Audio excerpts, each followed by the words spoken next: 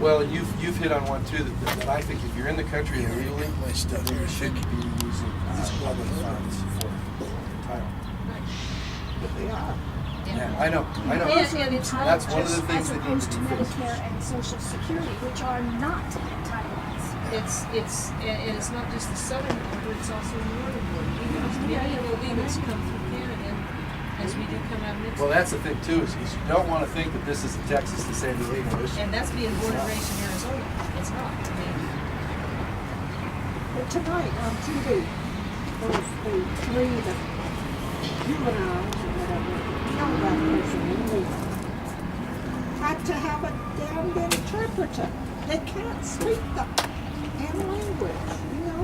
I'm sorry to use my French, but I've heard it before, so don't worry about it. you know, it's You're not the first.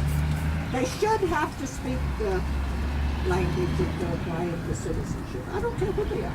Well, in that situation you talked about in Reno, that's one of those clear ones where it's like, listen, you need to process them out in the most expedient manner possible. But you also need to think about things like, when you talk about that, it's like, well, once again, you got to talk to the stakeholders. It's like, well, what about the victims? You know, how about the folks in the family? Okay to ship them back and hope they don't come back, which gets us back to, if you don't secure the border, it's all a pretty big exercise in futility. Say, well, we're gonna get the criminals out. It's like, well, not if they can be back in a month. You know. Yes.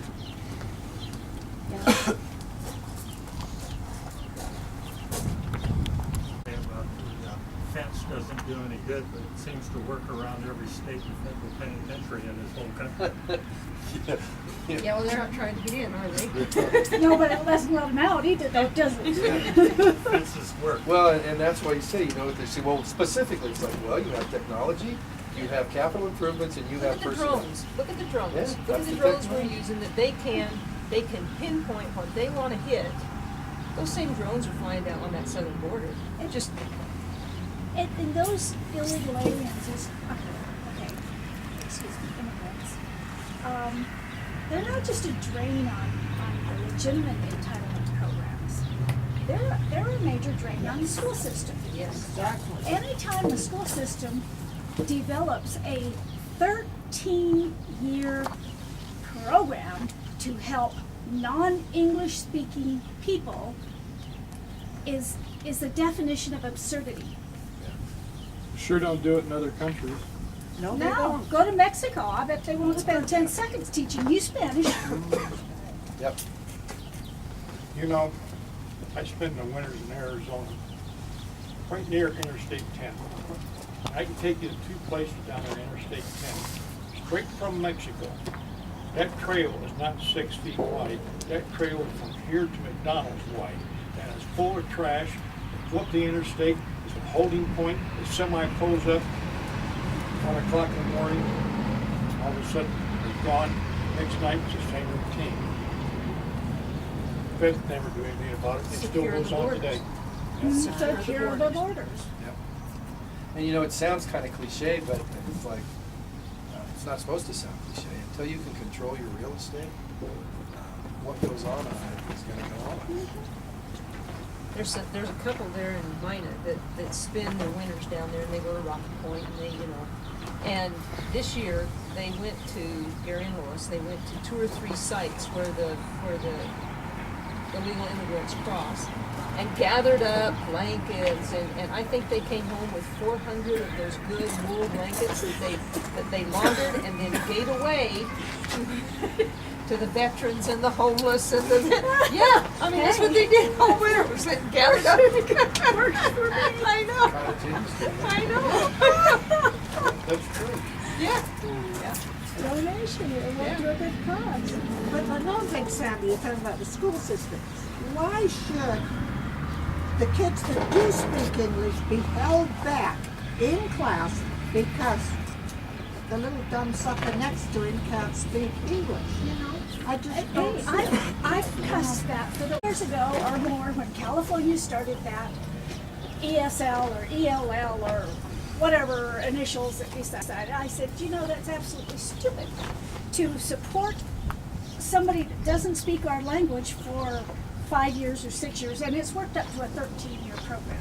13 years, we have help for people that don't. So if you don't speak it in first grade or kindergarten, we're still giving you help into. And I said, I don't know how many years ago, rip those kids out of class, put them in an English speaking class, put them back in a regular class, and be done with it. You know, one of the frustrations for me has been as a policy maker, and we're talking education is when you get the decision making at the district level or at the site level, it's like, you know, power down. I don't know whose phrase that is, but it's like, and those are the people making the decisions instead of, because I sat on the education committee and legislature for like 3 sessions, and I got to tell you, you're sitting there and you go, really, we're hearing a bill on whether or not every 4th grade class in the state ought to teach for however long. It's like, we have no business doing that. No, You know, it's like, you've got standards. Let them know what the standards are. How the Mineral County School District or the Lyon County School District handles them is really none of our business, so long as they're meeting the Do you know what their standards. excuse is, especially at the upper grades?